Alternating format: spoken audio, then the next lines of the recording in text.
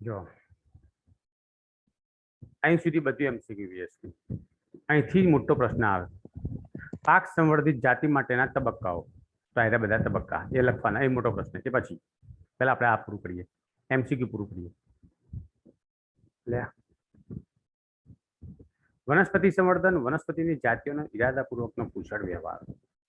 વનસ્પતિ સંવર્ધન એટલે વનસ્પતિ જાતિ જે હોય અલગ અલગ પ્રકારની, એનો કુશળ વ્યવહાર. કુશળ વ્યવહાર એટલે સારામાં સારું ઉત્પાદન જે આપતી હોય, એ રોગ પ્રતિકારક શક્તિ વધારે હોય, પોષણનું મૂલ્ય ઊંચું હોય, જેથી યોગ્ય રીતે ઈચ્છિત વનસ્પતિ મેળવી શકીએ આપણે. આ રીતે મળતી વનસ્પતિને વધુ ખેતી લાયક, સારું ઉત્પાદન અને રોગ પ્રતિરોધક હોય છે. રોગો સામે લડવાની તાકાત આવશે, પોષક દ્રવ્યનું મૂલ્ય વધારે હશે. બરાબર. માનવ સંસ્કૃતિના આરંભથી હજારો વર્ષ પૂર્વે પારંપરિક રૂપમાં વાનસ્પતિક સંવર્ધન કરવામાં આવે છે. મતલબ આ વાનસ્પતિક સંવર્ધન અત્યારે કંઈ નવું નથી, એમ વર્ષોથી આ તો ચાલ્યું આવ્યું છે. ત્યારથી ખેતીનો ઉદ્ભવ કર્યો અને અમુક સમય પછી તરત જ આપણે આ સંવર્ધન ચાલુ કર્યું હતું. માનવ સંસ્કૃતિનો આરંભ છે ત્યારથી, એમ તેના 9000 થી 11000 વર્ષ પૂર્વે લેખિત પુરાવા છે. બોલો, મૌખિક પણ નહીં, લેખિતમાં પુરાવા આપણને મળ્યા છે કે હાલના કેટલાક પાક પ્રાચીન કાળથી વ્યાપારિક કેળવણી પ્રક્રિયાઓનું પરિણામ છે. મતલબ કે આ સંવર્ધનની પ્રક્રિયાઓ કરેલી છે. આજના આપણા બધા મોટા ભાગના ખાદ્ય પાક, પછી વ્યવહારુ જાતિઓ એટલે ડોમેસ્ટિક જે હોય આપણે, જે જેમ કે ઘઉં હોય તો ઘઉં સ્પેશિયલ પંજાબમાં, ગુજરાતમાં એવી રીતે લેવામાં આવે, એવી એમ માંથી ઉત્પન્ન થયેલા છે. ઉત્કૃષ્ટ વનસ્પતિ સંવર્ધનમાં શુદ્ધ વંશક્રમોનું સંસ્કરણ અને સંકરણ સમાવેશ થાય. મતલબ શુદ્ધ વંશક્રમ એટલે તમને ખબર છે કે ભાઈ પેઢી દર પેઢી એના લક્ષણો પ્રદર્શિત કરતા હોય તો એને શુદ્ધ વંશક્રમો કહેવાય. એવી વનસ્પતિ અને એનું સંકરણ, જેમ કે હમણાં આપણે પેલું પરસંકરણ, બૈડ સંકરણ એ બધું ભણ્યા આપણે, અંતર સંવર્ધન. બરાબર. એક્ઝેક્ટ વનસ્પતિમાં પણ એવું થાય. ત્યારબાદ તેને અનુસરીને વધુ ઉત્પાદન, પોષણ, રોગ પ્રતિકારકતાના ઇચ્છનીય લક્ષણો ધરાવતી વનસ્પતિની કૃત્રિમ પસંદગી, એના અનુસરીને ઉત્પાદન કરવાનો સમાવેશ, ટૂંકમાં બધા તબક્કા છે. જનીન વિદ્યાનો જ્યારથી ઉદ્ભવ થયો ત્યારથી તો આ કામ બહુ સરળ થઈ ગયું છે. હા, બાયોટેકનોલોજી, આણ્વિક જીવ વિજ્ઞાન અને પેશી સંવર્ધન ક્ષેત્રે થયેલા પ્રગતિના ફળ સ્વરૂપે હવે વનસ્પતિ સંવર્ધન આણ્વિક જનીનિક સાધનોનો ઉપયોગ કરવામાં આવે છે. બરાબર. મતલબ કે જનીન વિદ્યાનો શોધ થયો ત્યારથી આપણી પાસે છે ને વધારે બેટર પ્રમાણમાં પરિણામો મળી રહ્યા છે વનસ્પતિ સંવર્ધન માટેના. જો આપણે એવા સંવર્ધક લક્ષણોની યાદી બનાવી હોય કે જેનો સંવર્ધકો પાક વિષયક વનસ્પતિમાં સમાવેશ કરવાનો પ્રયાસ કર્યો હોય, તો આપણે પ્રથમ વધુ પાક ઉત્પાદન અને સુધારેલી ગુણવત્તા ધરાવતા લક્ષણોની યાદી બનાવવી પડશે. મતલબ કે એવી યાદી બનાવવાની કે જે પર્યાવરણીય તણાવ, મતલબ કે ક્ષારતા, ઉચ્ચ તાપમાન, શુષ્કતા વગેરે સામે સહનશીલતા હોય. મતલબ ગમે તેવું, ધારો કે જેમ કે ત્યારે વરસાદ ખેંચાઈ ગયો તો બરાબર, વરસાદ ના પડે તો પછી જે ખેતરમાં પાક લીધો હશે તો આપણે એવા પાક ઉત્પન્ન કરવાના કે કદાચ વરસાદ 15-20 દિવસ મોડો પણ આવે તો બી પાક સુકાઈ ના જાય, એ એની રીતે શું કરે, એ ટકી જાય. એવી ખરાબ પરિસ્થિતિમાં વરસાદ આવે પછી વાંધો નહીં. પહેલા કેવું હતું, પહેલા આવા પાક હતા નહીં, કેમ કે જો પાક લીધો અને વરસાદ ના પડ્યો તો એ પાક કેવો થાય, સુકાઈ જતો. હવે આપણે એવા પાક લઈએ છીએ કે જે વરસાદ ખેંચાય ને તો પણ કદાચ ખેતી ફેલ ના થાય, તે એ શુષ્કતા કહેવાય. ઊંચું તાપમાન સહન કરી શકે, જેમ કે ઘઉંના નીચું તાપમાન જોઈએ, પણ કોઈ જેટલું તાપમાન જોઈએ 10°C ને આજુબાજુ તાપમાન જોઈએ. હવે એટલી ઠંડી ના પડી છતાં પણ ઘઉં શું થશે, ઉત્પન્ન થશે, એના ઉત્પાદકતા વધશે. તો એના કહેવાય ઊંચા તાપમાન સામે પ્રતિકારકતા. ક્ષારતા સામે, જમીન કદાચ ખરાબ હોય તો પણ એ ઉત્પાદકતા જોવા મળે. તો એ બધી પર્યાવરણ તણાવ કહેવાય, એટલે કે પ્રોબ્લેમ છે જેની સામે પાક શું કરે, લડી શકે. આ સિવાય રોગકારકો હોય, વાયરસ હોય, ફૂગ હોય, બેક્ટેરિયા હોય, એની સામે પણ પ્રતિકાર આપી શકે. બરાબર. તેમજ કીટકો પ્રત્યેની પણ સહનશીલતામાં વધારો કરી શકાય. તો આપણે આ જે સંવર્ધન કરીએ, વનસ્પતિનું સંવર્ધન કરીએ, તો એમાં આ બધી વસ્તુ હોવી જોઈએ. આ બધી વસ્તુની યાદી બનાવવી પડે અને આપણે પછી એના આધારે સંવર્ધન કરવું જોઈએ. બરાબર. તો આ બધું હતું MCQ VSQ વનસ્પતિ સંવર્ધન માટેનું. હવે એ કઈ રીતે કરવાનું એમ એની આખી પદ્ધતિ આપી તમને અહીંયા. વનસ્પતિ સંવર્ધનના કાર્યક્રમો સુવ્યવસ્થિત રીતે સમગ્ર વિશ્વમાં સરકારી સંસ્થાઓ, ગવર્મેન્ટ હોય, તેમજ વ્યાપારિક કંપનીઓ, મતલબ કે જે ખાનગી કંપનીઓ હશે એ દ્વારા ચલાવવામાં આવે છે. જનીનિક રીતે ભિન્નતા ધરાવતી પાક સંવર્ધિત જાતિ માટેના નીચેના તબક્કા છે. તો આ થયો તમારો પ્રશ્ન. MCQ તો નહીં, પ્રશ્ન છે કે જનીનિક રીતે ભિન્નતા ધરાવતી પાક સંવર્ધિત જાતિ માટે નીચેના તબક્કાઓ, એટલે કે તબક્કાઓ લખો. તો તમારે આ બધા લખવાના છે. બરાબર. તો આજે આપણે આની માહિતી લેવાની છે. ઓકે. તો વનસ્પતિ સંવર્ધન માટે કઈ રીતે કરવું એમ, જે રીતે પ્રાણી સંવર્ધન હોય એક્ઝેક્ટ અહીંયા આપણે રીતે કરવાનું છે. ચલો જોતા જઈએ. નંબર 1 ભિન્નતાનું એકત્રીકરણ. હવે એનો મતલબ શું થાય? કલેક્શન ઓફ વેરિએબિલિટી, કે જનીનિક ભિન્નતા સંવર્ધન કાર્યક્રમનો આધાર છે. જનીનિક ભિન્નતા એટલે સમજી લો કે આ એક ડાંગર છે, એ ડાંગર નામ આપ્યું આપણે એવું, અને બીજો પણ ડાંગરનો છોડ છે, બરાબર. આવી રીતે બે પ્રકારનું છે, એ અને બી. હવે એ છે ડાંગર, એમાં પોષક દ્રવ્યનું મૂલ્ય ઊંચું છે, સમજી લો, પોષક દ્રવ્યનું મૂલ્ય ઊંચું, બરાબર. અને આમાં રોગો સામે લડવા માટેની ક્ષમતા છે. હવે આ છે ને એ પાક છે, પાક એટલે આપણે ખેતરમાં જે ઉગાડતા હશું એ રહ્યો છે, અને આ છે ને એ જંગલી જાત છે, જંગલી, બરાબર, જંગલી જાત છે, મતલબ કે ખાદ્ય નથી. ડાંગરની આ જે જાત છે એ જંગલી જાત છે, અને આપણે ખાઈ ના શકીએ ખેતરમાં જાતે ઉગર, બરાબર. ડાંગરની કુલ 50,000 જાતિ છે, બધી થોડી ખાતા હશું આપણે, અમુક જ ખાઈ શકીએ. તો આ જે એ જાત છે એ પોષક દ્રવ્યનું મૂલ્ય બહુ ઊંચું ધરાવે છે, પણ રોગો સામે લડવાની ક્ષમતા સાવ શૂન્ય. કયા રોગો? કઈ તમને આપ્યા ને, વાયરસ રોગ, બેક્ટેરિયા થતા રોગો, કાં તો કીટકો જે કહીએ આપણે આનાથી પાક, એની સામે આની સહન ક્ષમતા ઓછી છે, રોગ પ્રતિકારક શક્તિ ઓછી છે, માટે પાક સાલો ફેલ જાય છે આપણે, જેટલો પાક ઉત્પન્ન થવો જેટલો પાક ઉત્પન્ન થતો નથી. હવે આ જંગલી જાત છે ડાંગરની, પણ એને ખવાતી નહીં, પણ એની રોગ સામે લડવાની ક્ષમતા જોરદાર હોય. એને કોઈ ઉગાડે નહીં જંગલમાં, એને જાતે ઉગી નીકળે, મતલબ સમજી લો ને કે ભાઈ જાતે ઉગી એટલે એનામાં કેટલી બી ક્ષમતા હશે રોગો સામે લડવા માટેની, કોઈ એની કેર લીધી જ નહીં, છતાંય ઉગી નીકળી, તો એના વાયરસ બેક્ટેરિયાનો રોગ લાગુ નહીં પડ્યો હશે, પણ એ સામે લડી લીધી હશે એટલે બચી ગઈ. તો આની સામે આ લક્ષણ જોરદાર છે રોગો સામેનું, અને આની સામે પોષક દ્રવ્યનું છે. હવે આપણે કરવું છે શું? તો આ કહેવાય જનીનિક ભિન્નતાઓ. સમજી ગયા? તો આપણે એવી વનસ્પતિઓ પસંદ કરવાની જેની વચ્ચે સંવર્ધન કરવાનું હોય ને, તો આપણે એવી જનીનિક ભિન્નતાઓ પસંદ કરવાની કે જેની અંદર આપણા બંને ઇચ્છનીય લક્ષણો ધરાવતા હોય, તો આ જનીનિક ભિન્નતા કહેવાય. આની સામે જનીનો જોરદાર છે પોષક દ્રવ્યોના, અને આના જનીનો છે રોગો સામેના. સમજી ગયા? તો ઘણા પાકોને જનીનિક ભિન્નતા તેમજ જંગલી સંબંધિત પ્રજાતિમાંથી પ્રાપ્ત થઈ શકે છે. આવી ગયું વાક્ય. આપણા ઘણા બધા પાકોમાંથી જનીનિક ભિન્નતા, જેમ કે આ પાક છે, એમાંથી આપણને જનીનિક ભિન્નતા મળી પોષક દ્રવ્યોની, તેમજ કેટલાક જંગલી વનસ્પતિ છે જેમાંથી આપણને મળશે કેટલાક ચોક્કસ પ્રકારના રોગો સામે લડવા માટેની ક્ષમતા. તો આ બધી વિભિન્ન જંગલી જાતો, પ્રજાતિઓ કે સંબંધિત સંવર્ધિત જાતિઓ નો સંગ્રહ, એનું પરિરક્ષણ કરવાનું, મતલબ કે આવી શોધવાની આપણે, પછી એનું સાચવવાનું, વસ્તીમાં પ્રાકૃતિક જનીનની પ્રાપ્યતાના અસરકારક વ્યાપ માટે પૂર્વ અપેક્ષિત હોય છે. કોઈ પણ પાકમાં જોવા મળતા બધા જનીનો વિવિધ વૈકલ્પિક કારકોના સંગ્રહને જનન રસ સંગ્રહણ કહે છે. મતલબ કે આની પાસે જે ક્ષમતા છે રોગો સામે લડવાની, આની પાસે પોષક દ્રવ્યોની ક્ષમતા છે, તો આપણે જે આની અંદર બીજની અંદર જે સંગ્રહ જોવા મળતો હશે જનીનોનો, એને જનન રસ સંગ્રહ કહેવાય. એના પોતાના જ વર્ષો સુધી આની અંદર એવા લક્ષણો છે બીમાં, જ્યારે એની અંદર પણ વર્ષો સુધી એવા જનન રસ સંગ્રહ જોવા મળે છે. મતલબ કે વૈકલ્પિક કારકો એવા છે કે જે પોષક દ્રવ્યોનું મૂલ્ય ઊંચું ધરાવે છે. ટૂંકમાં આપણે એવી જાતો પસંદ કરી કે જેમાં જનીનિક ભિન્નતાઓ જોવા મળતી હશે. તો આ ભિન્નતાઓનું એકત્રીકરણ કર્યું આપણે. જંગલમાં ગયા, હજારો વનસ્પતિ તપાસી, અને એમાંથી આવી 10 થી 15 વનસ્પતિઓ લાયા કે જેની રોગ પ્રતિકારક શક્તિ જબરજસ્ત છે એમ, બરાબર. અને આપણે જે પાક ઉગાડતા હશું સૌથી બેસ્ટ, જેમ કે કોઈ પણ એમ બાસમતી ચોખા હોય તો એક પ્રકારની સંકરણ જાત જ છે બાસમતી ચોખા, બરાબર.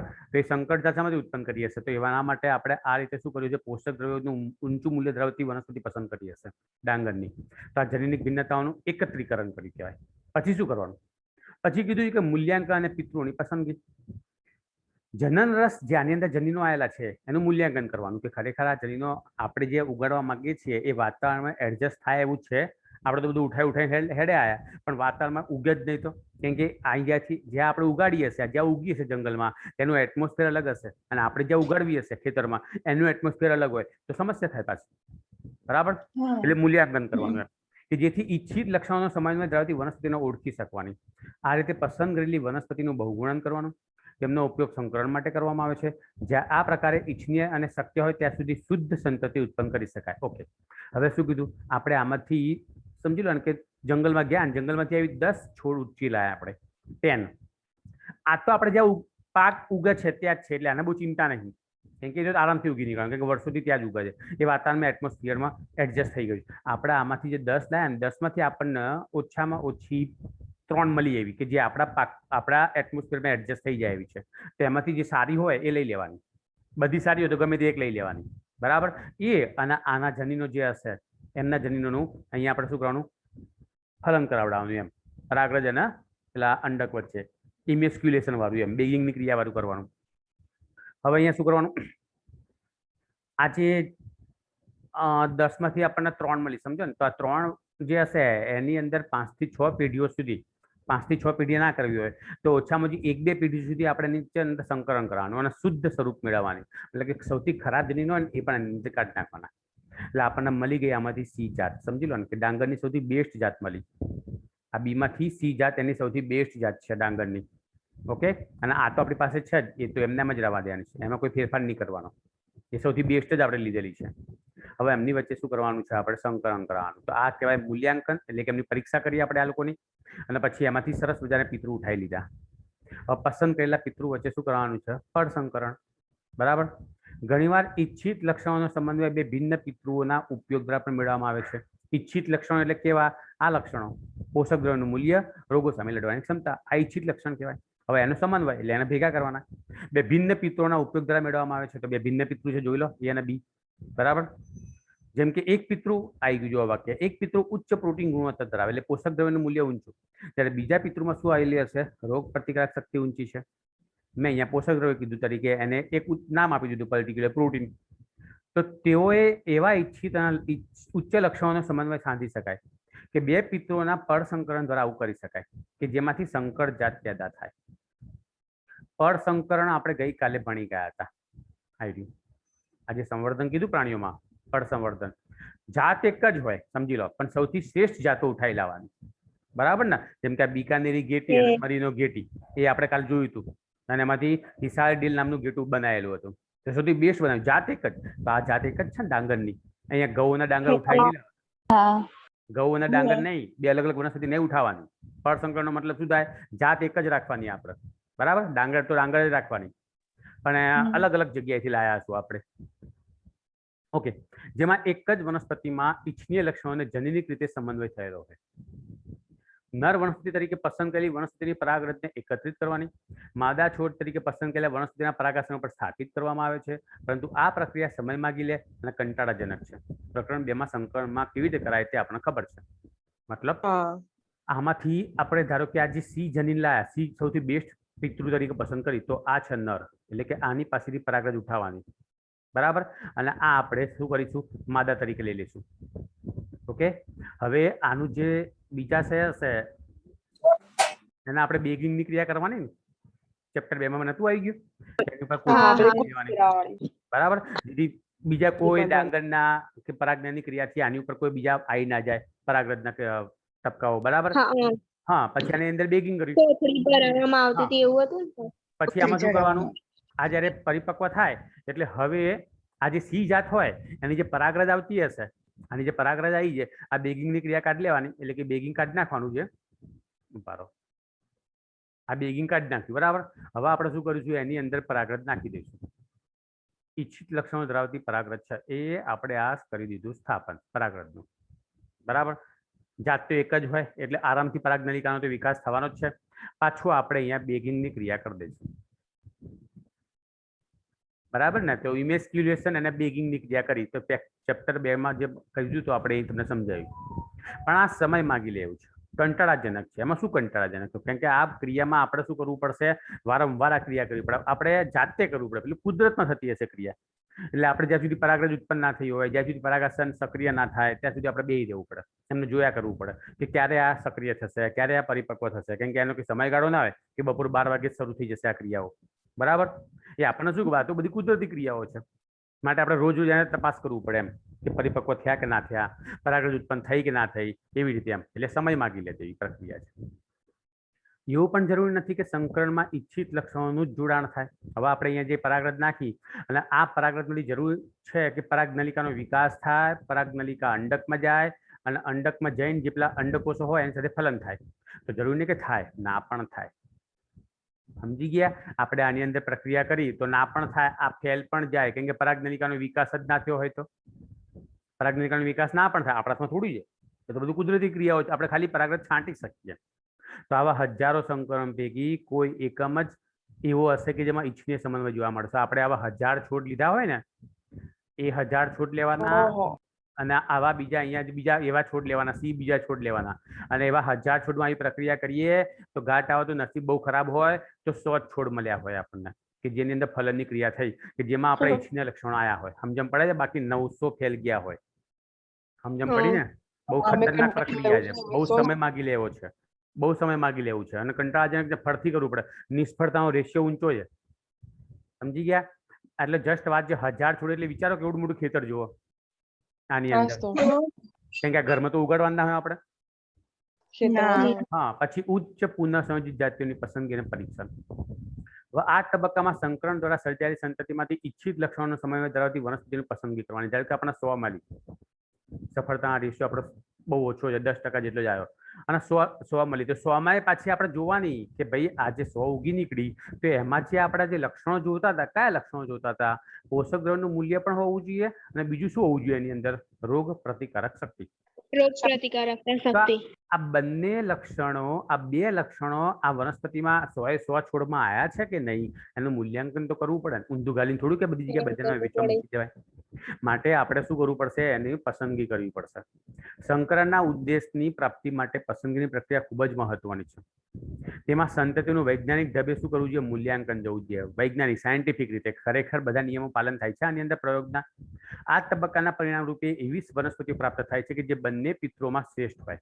પછી આ 100 હતી તો 100માંથી આપણને ઓછામાં ઓછી 80 વનસ્પતિ એવી મળી કે જે ખરેખર બંને પિત્રોના લક્ષણો ધરાવતી હશે, અને 20 છે ને એમાં શું થયું હશે કે કદાચ ગમે તે એક આવ્યું હશે, પોષક દ્રવ્ય હશે તો રોગ નહીં હોય, રોગ હશે તો પોષક દ્રવ્ય નહીં હોય, તો એ 20 ને જવા દેવાની, અને જે 80 મળી ને એ 80 લઈ લેવાની. મોટા ભાગે એક કરતા વધુ શ્રેષ્ઠ વનસ્પતિઓ સંતતિ પ્રાપ્ત થાય તો આપણને મળી ગઈ. જો 80 વનસ્પતિઓ. હવે કેટલીય પેઢી સુધી તેઓમાં સ્વપરાગજ્ઞાન કરવાનું. સમજી ગયા? આવા જે 80 હતું તો 80 વચ્ચે શું કરવાનું? સ્વપરાગજ્ઞાન એમની અંદર ફલન કરવાનું. બરાબર? કે જ્યાં સુધી સમરૂપકતા એટલે કે સમયુગ્મતા પ્રાપ્ત ના થાય, મતલબ કે જ્યાં સુધી આપણને ચોક્કસ પ્રકારના લક્ષણો જે હજારો પેઢી સુધી એટલે કે ક્યાંય સુધી આપણને એના લક્ષણો પ્રાપ્ત ના થાય ત્યાં સુધી આપણે એવી સંતતિ લેવાની, એટલે કે પ્રભાવિત જનીનો જ મળવા જોઈએ. આપણે પ્રચ્છન્ન જનીનો વાળા બધા કાઢી નાખવાના અંદર. આવા પણ નહીં ચાલે, વિષમયુગ્મી હોય એવા પણ નહીં, આવા જ લેવાના. માટે સતત આની અંદર સમયુગ્મી કરાવવાનું, એટલે કે સ્વફલન કરાવવાનું. માટે ધીમે ધીમે આવા સારા જનીનોનો ભરાવો થયા કરશે, જેથી સંતતિઓમાં તેઓના લક્ષણનું વિસંયોજન, વિયોજન કે વિશ્લેષણ ના થાય. કેમ કે આ બધા પ્રભાવી હોય તો આપણે આમાંથી ઉત્પન્ન થતી બધી જે સંતતિઓ હોય એ બધામાં પ્રભાવી જ આવવાના, કેમ કે બધા પ્રભાવી છે એટલા માટે. જો વિષમયુગ્મી હોય તો આગળ જતા કોઈ પેઢીની અંદર શું થાય? આવા પણ જનીનો આવવાની શક્યતા વધી જાય ભવિષ્યની અંદર. બરાબર? માટે આપણે છે ને આમની અંદર સતત સ્વફલન કરાવવાનું અને વધારે સારી વનસ્પતિ ઉઠાવવાની. તો આ કહેવાય ઉચ્ચ પુનઃસંયોજિત જાતિની પસંદગી કરી અને પછી પરીક્ષણ કર્યું. હવે નવી જાતોનું પરીક્ષણ, મુક્તિ અને વ્યાપારીકરણ. આજે આપણને નવી જાતો મળી હશે આની અંદરથી. જે 80 છોડ હતા, 80 છોડ સ્વફલન કરાવડાવ્યું અને 800 છોડ મેળવ્યા આપણે સ્વફલન કરાવીને. બરાબર? નવી પસંદ કરેલી જાતિઓના વંશ ક્રમોનું, તેમના ઉત્પાદન અને અન્ય ગુણવત્તાસભર પાકોની પેદાશ, રોગ પ્રતિકારકતા વગેરેનું પછી શું કરવાનું? મૂલ્યાંકન કરવાનું. આ 800 જે ડાંગર ઉત્પન્ન થઈ એમાં બધા જ ગુણવત્તા હોવી જોઈએ, પછી રોગ પ્રતિકારક શક્તિ હોવી જોઈએ, એનું ઉત્પાદન ક્ષમતા વધારે હોવી જોઈએ. આ બધી એનું પરીક્ષણ કરવાનું. તેમના મૂલ્યાંકન માટે તેમના સંશોધન ક્ષેત્રો એટલે કે ખેતરમાં ઉગાડવામાં આવશે.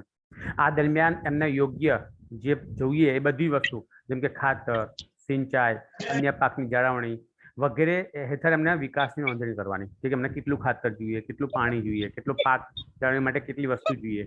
શું કરો છો યાર? માઇક બંધ કરો ને, ત્રાસ છે તમારા લોકોને. સંશોધન ક્ષેત્રે માં તેમના મૂલ્યાંકન બાદ વનસ્પતિનું પરીક્ષણ દેશના વિવિધ સ્થાને ખેડૂતોના ખેતરમાં ઓછામાં ઓછી 3 ઋતુ સુધી કરવામાં આવશે. આવું જે પરીક્ષણ કરવામાં આવશે એ દેશના વિવિધ સ્થાને, જેમ કે પંજાબ, ગુજરાત, તમિલનાડુ, આ બધી જગ્યાએ અલગ અલગ ખેતરોની અંદર ઓછામાં ઓછી 3 ઋતુ સુધી એમનું પરીક્ષણ કરવાનું. સફળ થાય છે કે નહીં, કોઈ જગ્યાએ નિષ્ફળ જતું નહીં, એ બધું જોવાનું. એમ જ્યાં પાક ઉછેરી શકાય ત્યાં બધા જ કૃષિ આબોહવા સંસ્થાનોને તેમને હંમેશા ઉછેરવામાં આવશે. આ રીતે મળતા પાકની તુલના ત્યાંની શ્રેષ્ઠ સ્થાનિક પાક સાથે કરવામાં આવશે. મતલબ કે આપણે જે સંકરણથી પાક મેળવ્યો એ, અને પછી ત્યાં જે ઉગતી હશે ડાંગર સૌથી વધારે સાઉથમાં થાય, તો ત્યાં શ્રેષ્ઠ જાત જે હતા એ બંનેની વચ્ચે મૂલ્યાંકન કરવાનું કે ભાઈ આપણે જે ઉત્પન્ન કરી એ ખરેખર આપણી જે સ્થાનિક જાત છે એના કરતાં સારી છે કે સ્થાનિક જાત એના કરતાં સારી છે. સંકરણ કર્યું એ આપણે. બરાબર? તો અહીંયા એ કરવાનું. આ રીતે તેના માટે ચકાસણી કે સંવર્ધકોનો સંદર્ભ લેવામાં આવતો હશે અને પછી છેલ્લે ફાઇનલ થઈ ગયું ભાઈ આપણી જે જાત સંકલન કરેલી છે સૌથી બેસ્ટ જાતો છે, બસ પછી કઈ નહીં. પછી એનું શું કરવાનું, બિયારણ બનાવવાના અને દેશના અલગ અલગ ભાગમાં વેચવાના. અને એની તમે જોતા હશો એડવર્ટાઇઝ આવતી હોય છે દૂરદર્શન ઉપર ને એના ઉપર બિયારણની. પ્રાઇવેટ ઉપર તો ના આવે જલ્દી, સોની ચેનલ ઉપર ને સબ ચેનલ ઉપર ને બધું બરાબર, પણ બીજા બધા ઉપર તો આવતી હોય છે. ગામડે હોય ને ખેત પેલા એમાં તો ચાલતી હોય બધી. અત્યારે તો દિવાલ ઉપર પણ લખેલા બિયારણો વિશે. સોના, સોનાલિકા, કલ્યાણ સોના, આ બધી ઘઉંની સંકર જાતો છે, સૌથી બેસ્ટ સંકર જાતો. પાછળ આવશે અહીંયા આપણે ડાંગરની પણ સંકર જાતો આપેલી છે, ઘઉંના ચોખા જોઈ રહ્યા. બરાબર, તો આ બધી સંકર જાતોના નામ આપેલા છે. જેમ કે આ ઘઉંના છે, સોના, સોનાલિકા, કલ્યાણ સોના. ઓકે ઓકે, તો આ પતી ગયું. લ્યો, આ 4 ગુણનો પ્રશ્ન અહીં સુધી આવે છે. બહુ મોટો છે ને, તો ધ્યાનથી વાંચી લેવાનું તમારે જેટલું બને એટલું. તો તમારો આજનો 4 ગુણનો પ્રશ્ન પત્યો. બરાબર, હવે નીચે પાછું MCQ છે. આટલું કે ભારત કેવો દેશ, તો આવું તો આવડે ને, કૃષિ પ્રધાન દેશ, ખેતી પ્રધાન. ભારતના કુલ ઘરેલું ઉત્પાદન એટલે કે GDP કહીએ એના 33% જેટલો હિસ્સો ધરાવે, તો આપણે MCQ થઈ ગયો.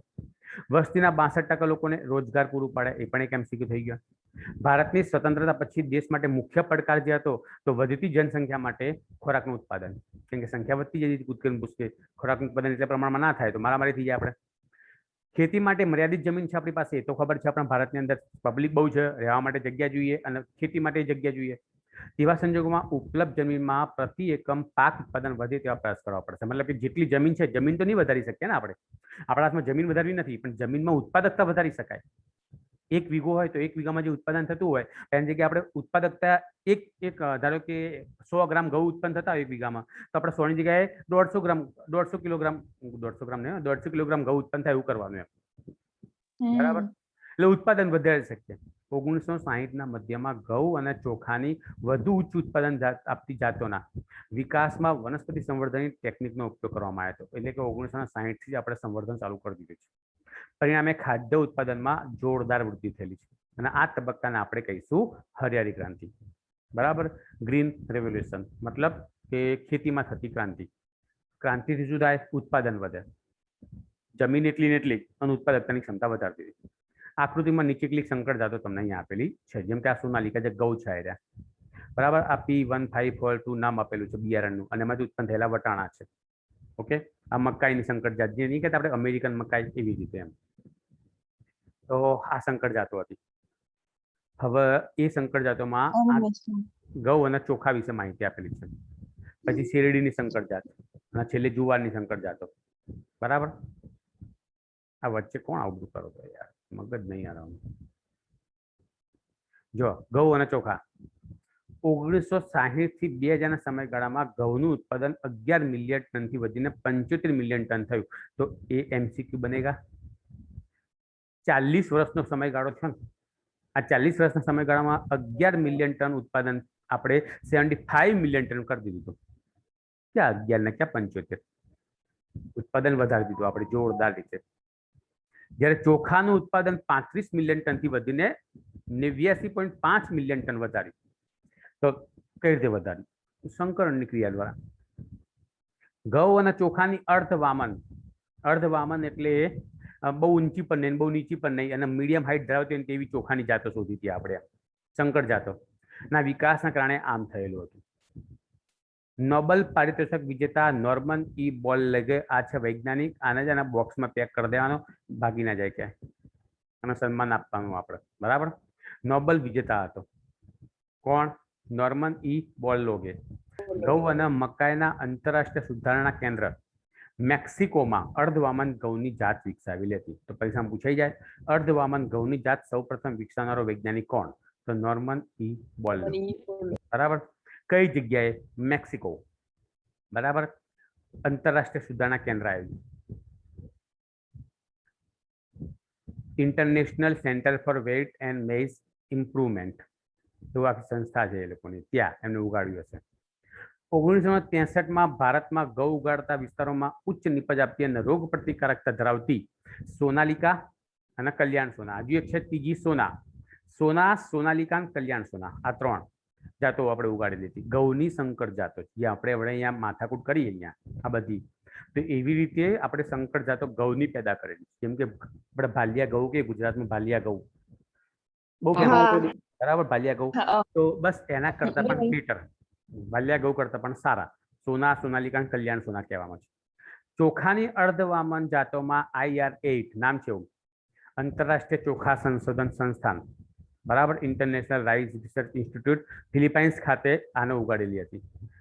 પછી ટીચિંગ શું લખ્યું છે? નેટિવ વન છે અહીંયા, આઈ ના કરતા ટાઉચિંગ નેટિવ વન, તાઇવાન છે ને, ચીનિયા મારા બેટા, ખાતે વિકસાવવામાં આવેલી હતી. આ કોની જાત છે? સંકર જાત, ચોખાની.